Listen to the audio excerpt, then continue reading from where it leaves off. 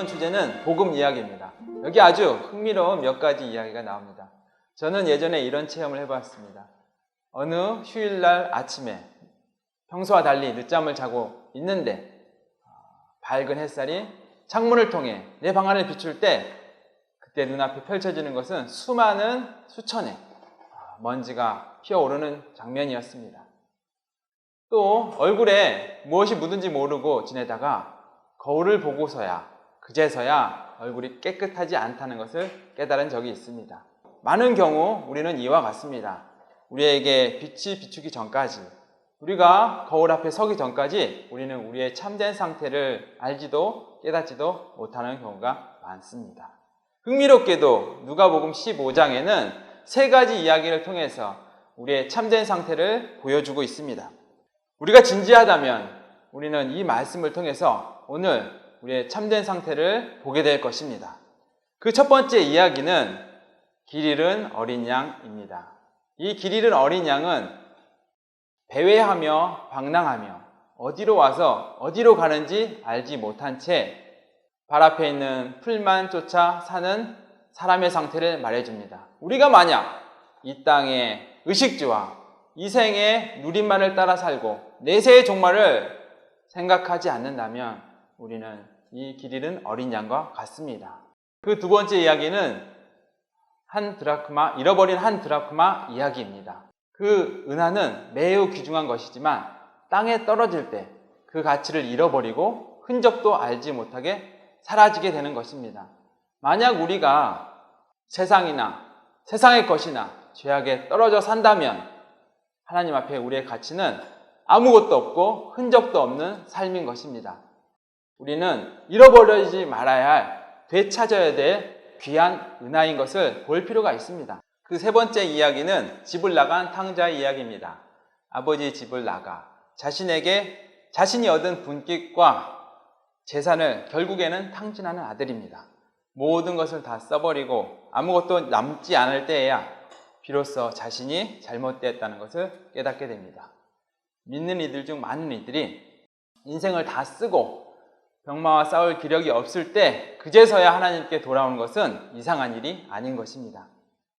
사랑하는 여러분, 우리의 원래 위치는 100마리의 양과 선악 목자와 함께하는 것입니다. 우리의 원래 위치는 10드라크마를 가진 여인의 수중에 있는 것입니다. 우리의 원래 위치는 아버지의 풍족함과 사랑이 있는 집에 머무는 것입니다.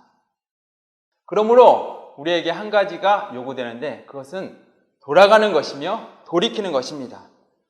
당신이 당한 모든 일들은 사실 우리가 돌아갈 수 있도록 재촉하고 있습니다. 당신은 아직도 배회할 시간이 부족하다고 생각합니까? 당신은 아직도 외롭고 고통받는 시간이 충분하지 않다고 생각합니까? 이제 우리는 주님께, 예수님께, 하나님께 돌아갈 필요가 있습니다. 성경 말씀 요한복음 10장 11장은 이렇게 말합니다. 나는 선한 목자라. 선한 목자는 양들을 위하여 목숨을 버리거니와 그리스도 예수님께서는 길 잃은 양 같은 당신을 구하고 되찾기 위하여 자신의 생명까지 버리셨습니다. 그의 죽음은 세상에서 가장 비참한 죽음이었습니다. 그의 이마에 가시에 찔린 피와 등에 채찍에 맞은 피와 손과 발과 옆구리의 피를 생각해 보십시오. 당한 고통과 고난을 생각해 보십시오. 길 잃은 양을 위해서 그는 도살장에 끌려가는 양이 되셨습니다. 그분은 우리를 위하여 반대와 모욕과 배척과 멸시와 수치를 받았습니다. 그러므로 저는 부모님의 반대와 친구의 모욕과 세상의 멸시와 수치와 세상의 영광을 잃은 것에 대해서 두려워하지 않습니다.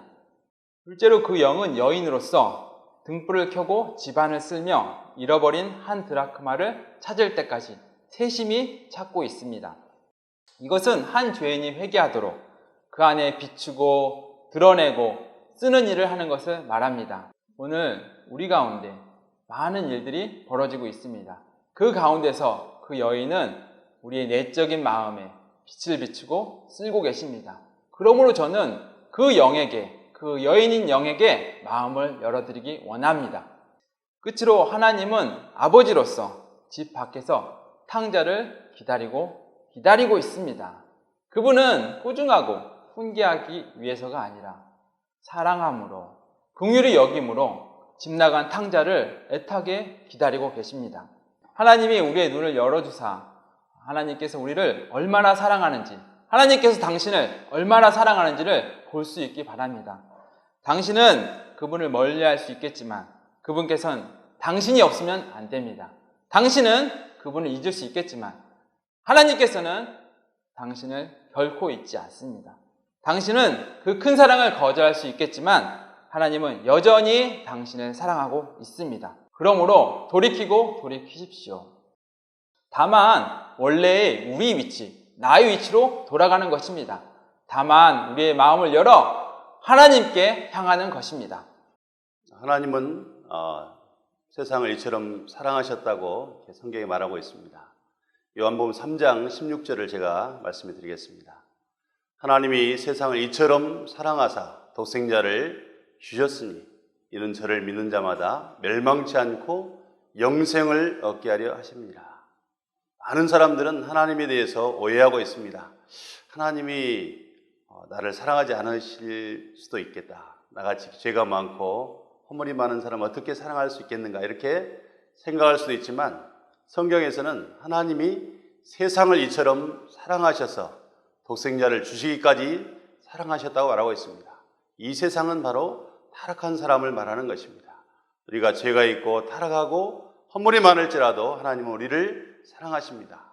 얼마나 사랑하십니까? 독생자를 주시기까지 사랑하시는 것입니다.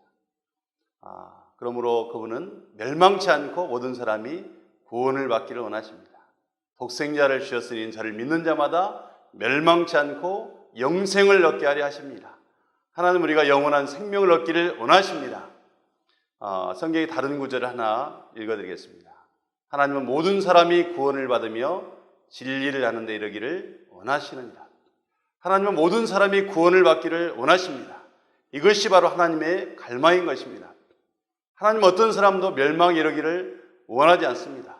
어떤 사람도 하나님은 멸망받기를 원하신 적이 없습니다. 하나님은 모든 사람이 구원을 받기를 갈망하십니다. 그분은 십자가에서 죽으실 때 모든 인류의 죄를 하나님의 어린 양으로서 짊어지고 죽으신 것입니다.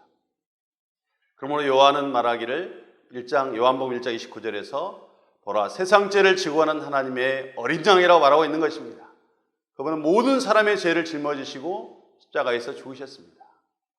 그분은 오전 9시부터 오후 3시까지 십자가에서 못 박히셨는데 오전 9시부터 12시까지는 사람들에게 버림받으시고 매맞으시고 모욕과 고난을 당하셨습니다. 그러나 정오가 됐을 때 온 땅에 어둠이 임하고 온 땅이 캄캄해졌습니다. 정오부터 오후 3시까지는 하나님에게 매맞으시며 버림받으셨습니다. 그분은 죄가 없는 분이셨지만 우리를 대신해서 죄가 되셨기 때문에 하나님께서는 그분의 심판을 그분에게 집행하신 것입니다.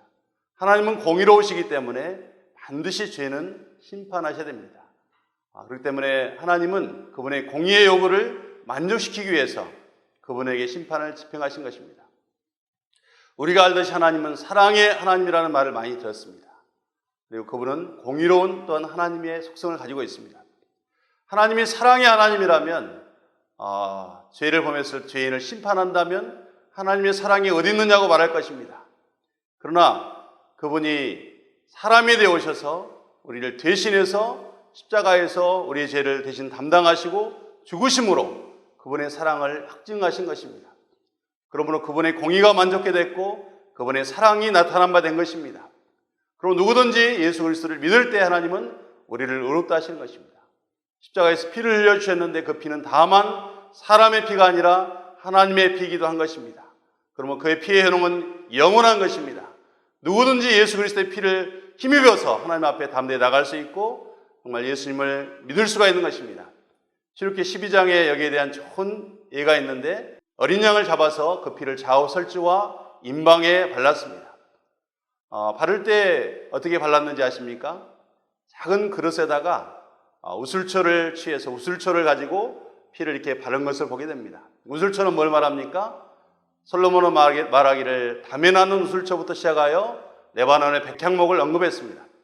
누설처는 가장 작은 풀을 말하는 것인데 성경에서 가장 작은 것을 뭘 말합니까? 바로 너희 믿음이 겨자씨 하나만한 믿음이 있을지라도 이 산들어 들려서 바다에 던지우라 해도 그대로 될 것이라고 말했습니다. 이 겨자씨는 우리 믿음을 말하는 것이고 우슬처는 우리의 작은 믿음을 말하는 것입니다. 우리의 믿음이 가장 작은 믿음이 있을지라도 우리는 그 피를 적용할 수가 있는 것입니다. 믿음이 큰가 적은가는 중요한 것이 아니라 모든 사람에게는 동일한 믿음이 있는 것입니다. 이 믿음을 사용하여 우리는 그리스도의 피를 적용할 수가 있는 것입니다. 그리고 제가 여러분에게 한 가지 부담 있는 것은 천당의 문빗장은 밖에 나 있다는 것입니다. 많은 사람들은 하나님이 나를 받아주지 않으면 어떻게 할 것인가?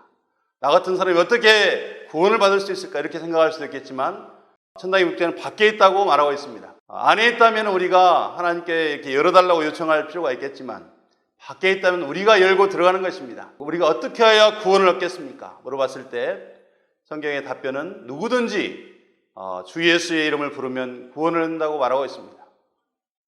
누구든지입니다. 그렇기 때문에 누구든지 다 열려있는 것입니다. 누구든지 주님의 이름을 부르면 구원을 받고 주 예수를 믿으라. 그리하면 내와 내 집이 구원을 얻는다고 말하고 있는 것입니다. 주님이 십자가에 못 박힐 때 좌우편에 두 강도가 있었습니다.